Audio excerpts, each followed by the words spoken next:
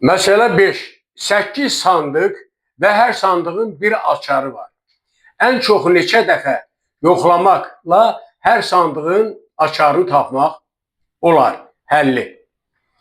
Deməli, 8 sandıq var, 8 açar. Bir açarı götürürük və ən çoxu 7 sandıq yoxladıktan sonra açarın 8-ci sandığın olması təyin etmək olar.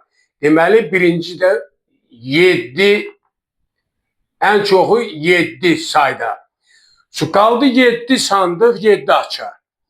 Burada da bir açarı yerindən götürürük və 6 sandığı, ən çoxu 6 sandığı yoxladıktan sonra açarın 7-ci sandığın açarı olmasını təyin etmək olar. Deməli, onda burada olacaq ən çoxu 6 say. Qaldı 5, 6 sandıq, bir açarı götürürük, 5 dənə sandığı yoxlayırıq, ən çoxu 6-cı sandığın açarı olduğunu təyin edirik. Say burada olacaq 5 və prosesi bu qayda ilə davam etdirsək, alırıq üstə gəl 4, üstə gəl 3, üstə gəl 2, üstə gəl 1.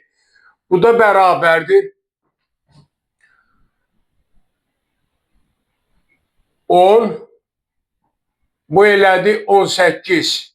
18 üstə gəl 10 bərabərdir 28.